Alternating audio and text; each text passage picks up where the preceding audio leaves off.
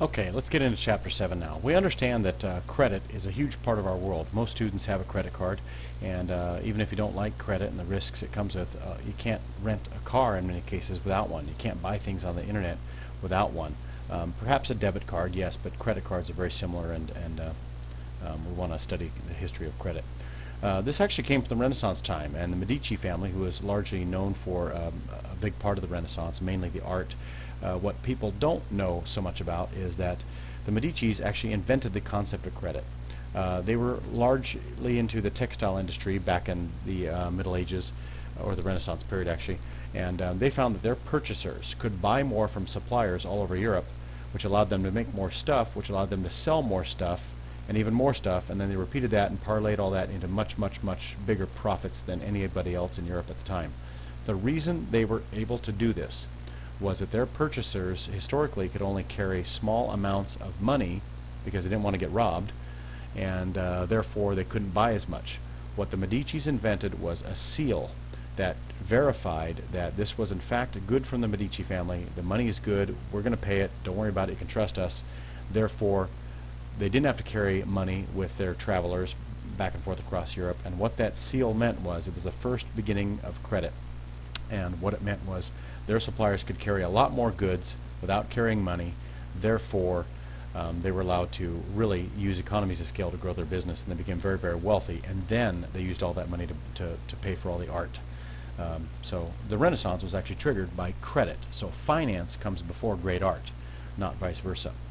One of the user benefits of credit, you get to delay payment. You don't have to carry around cash or checks. Think about when you go Christmas shopping at the Galleria Mall. You could just bring one credit card. You don't have to write multiple checks, which people used to do if they didn't have credit or didn't want credit. And obviously, if you carry one card like a Visa or a MasterCard, you don't have to open an account with each merchant. In other words, you might have a card for Nordstrom, you might have a card for Macy's, you might have a card for Sears or Penny's, and they all try to sell you these cards, but if you carry just one Visa card, you don't have to open accounts with each merchant.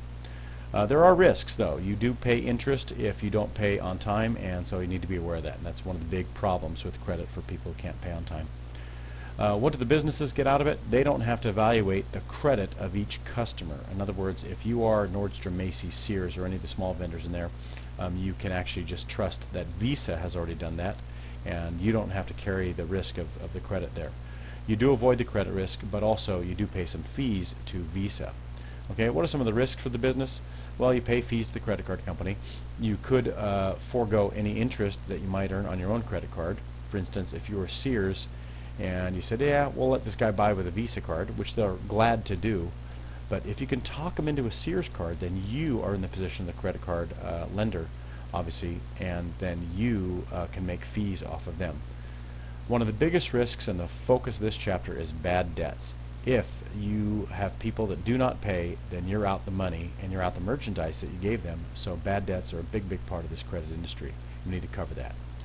Okay, so what happens when someone is charged? Well, first of all, you trigger an account receivable that goes onto the books of the seller, and of course you recognize $100 in sales revenue. So this is a revenue account that goes up with the credit. This is an asset account that goes up with the debit. And what happens really when you pay is you have to pay this credit expense of $4. That's a very real expense. It goes up with the debit. That goes out to the Visa company or Discover or MasterCard or whomever. And of that $100 receivable that you write down, really only 96% of it is converted into cash. So that's a start with credit, and you need to be aware of that trigger right there.